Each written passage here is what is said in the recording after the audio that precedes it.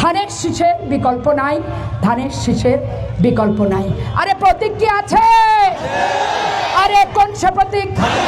জোরে বলো, আরো জোরে, সবাই মিলে তালি মেরে দিকে দিকে রব উঠেছে।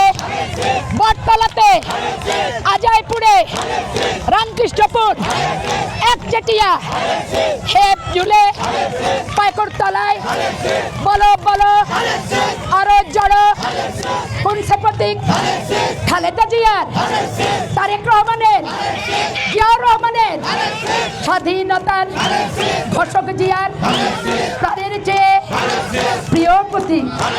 12 তারিখের নির্বাচনে জিতেই গেছে, জিতবেই তো ইনশাল্লাহ। ও দাদা, ও দিদি, ও চাচা, গণনার জন্য শক্ত হাতে অপেক্ষা করো।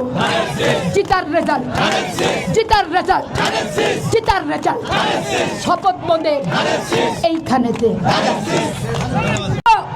যেদিন মুজাহিদি সাহেবকে ফাঁসির কাস্টে ঝুলানো হলো, সেদিন তো দেখলাম না ঢাকা সহ বাংলাদেশের কোথাও চাঁপাইনবাবগঞ্জে একটা মিছিল বের করতে।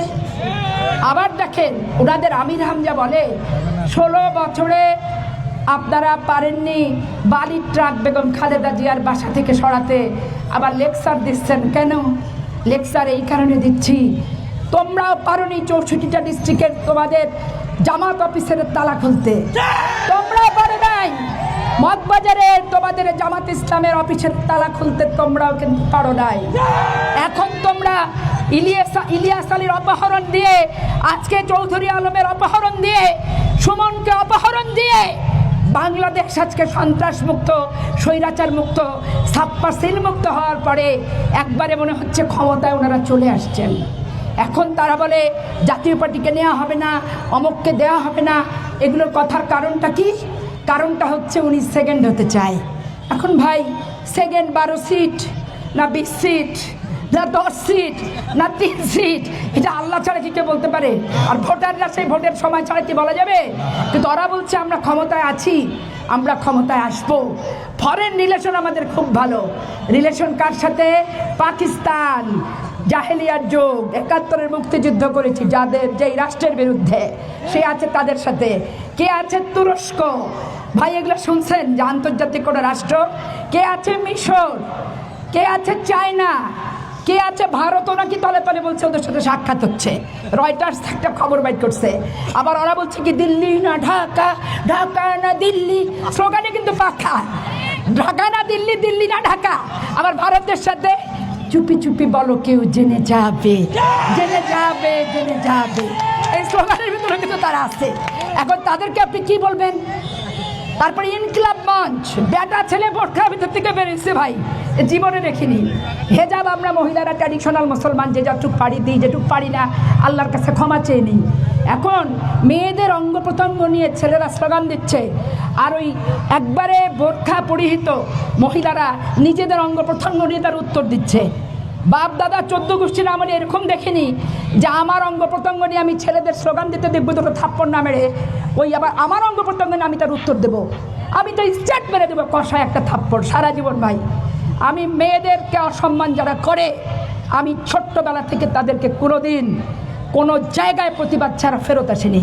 আমার বাবা আমাকে বাটা কোম্পানির জুতা পরে দিত, ফিতা আলা, বড় ফিতা, খুলতে খুলতে যাতে আমার রাগটা কমে যায়। একটা একটা খুলে তো আমি বারবার মারার আগে যাতে রাগ কমে, কিন্তু আমি 2টা খুলতে না পারলে একটা মেরে আমি বাসায় যেতাম। শুধু তাই না, যেই ছেলে মেয়েদেরকে ইমপ্রিজন করতো তার বাবাকে যে বলে আসতাম, চাচা আপনার ছেলে খারাপ, ওকে সাবধান করেন, স্কুলের পাশে মেয়েদেরকে উত্তপ্ত করছে। আমি হচ্ছি সেই নাটোরে যে লালপুর গোপালপুরে যে কোনো রিক্সাওয়ালা বয়োবৃদ্ধ মানুষকে জিজ্ঞাসা করবেন, এই তথ্য কিন্তু আপনাদেরকে দিবে। এখন মেয়েদের অঙ্গ প্রত্যঙ্গ নিয়ে মেয়েরা স্লোগান দিচ্ছে, ছেলেদের উত্তর দিচ্ছে। এটা কি হয়? এখানে যুব সমাবেশ হলো, বুড়াদের সমাবেশ, সব 50-এর ঊর্ধ্বে। আর যেগুলো আসছিল 3টা 4টা, 3-4 বছর 5 বছর সব বউ বাচ্চা আছে কিন্তু এদের। তাহলে এরা ছাত্র নামধারী বুড়া। এখন বুড়ারা এসে কি বলল? এই যে বুড়ারা বললো আমরা বিশ্ব জয় করে ফেলছি। এখানে আসার আগে আবার রহস্য আছে। ঢাকা শহরের বিশ্ববিদ্যালয় ছুটি দিচ্ছে, ভূমিকম্প হবে এই কারণে, দিয়ে এসে বিভিন্ন প্রচার অভিযানে তারা যোগ দিচ্ছে। যোগ দিয়ে এখানে তারা এসে বললো কি যে আমরা সব দখল করে নিয়েছি, ভূমি ধস হয়েছে, বিএনপি বিপুল ভোটে হেরে যাবে। এখন কি দেখলেন? রাজশাহী বিশ্ববিদ্যালয়ের আমবার সাধারণ সম্পাদক জিএস রাকসুর টিচারকে ধরে পিটাচ্ছে, পেদারে দিচ্ছে, তালা লাগায় রাখছে এবং শিক্ষকের পদত্যাগপত্র ফোন করে মেসেজ করে পাঠিয়ে দিচ্ছে। আমরা কি এই টিচার, এই ছাত্র কখনো দেখেছি? এই রাষ্ট্র সমাজ, এই শিক্ষক, এই ছাত্র কি কখনো দেখেছে? ছাত্রের ভর্তি পদ্ধতি আছে, শিক্ষকের নিয়োগ পদ্ধতি আছে, ছাত্রের অপকর্মের জন্য বহিষ্কার পদ্ধতি আছে সিন্ডিকেটে, এবং শিক্ষককে অপসারণ করতে গেলে তারও কিন্তু বিধিবদ্ধ কিছু নিয়ম আছে। তাহলে আমবারকে কি আপনি সুস্থ বলবেন, স্বাভাবিক বলবেন? রাজশাহী বিশ্ববিদ্যালয়ের এইরকম রাকসুর জিএসভিপি নিয়ে কোন রাজনৈতিক সংগঠনের ইজ্জত কি বাঁচবে ভাই? আচ্ছা, চট্টগ্রাম বিশ্ববিদ্যালয়ে যান, কিভাবে শিক্ষককে বগলের তলায় নিয়ে শ্বাসরুদ্ধ করে মারতে গেল। আমি 3 রাত ঘুমাতে পারিনি ভাই, যে এইরকম করে যেই শিক্ষক আমাকে সরে ক খ শিখায়, তাকে আমি হাত মারলে হাত খসে যাবে, শিক্ষককে গালি দিলে আমার জিহ্বা খসে যাবে। কারণ বাবা মা আমাকে পারিবারিক শিক্ষা দিয়ে 5 বছর বয়সে স্কুলে পাঠায়, ওই শিক্ষকের হাতে দিচ্ছে। আমি ওই শিক্ষককে সম্মান করব না? আমার ডিগ্রি থাকবে, ম্যাট্রিক পাস, ইন্টারমিডিয়েট পাস, এগুলো থাকে হয় ভাই? উচ্চ স্নাতকোত্তর ডিগ্রি কি হয়? আজকে ডাকসু জাকসু ইকসু এগুলো জামাত ইসলামের বার্ডেন, জামাত ইসলামের বিকৃত রূপের বহিঃপ্রকাশ। জামাত ইসলাম প্রকৃত ইসলামী দল নয়, ইসলামী লেবাস থাকে, ইসলামকে রাজনৈতিক স্বার্থে ব্যবহার করে, তারই বহিঃপ্রকাশ, তারই প্রমাণ। আজকে ডেইলি স্টার অফিস ভাঙচুর হয়, আজকে আপনার প্রথম আলো অফিস ভাঙচুর হয়, ছায়ানট ভাঙচুর হয়, উদীচী ভাঙচুর হয়। বাংলাদেশ সৃষ্টির পর থেকে 72-এ অনেক খারাপ অবস্থা ছিল দেশের, কিন্তু এই ভাঙচুর, ছায়ানট, পত্রিকা অফিস, এগুলো কি দেখেছেন?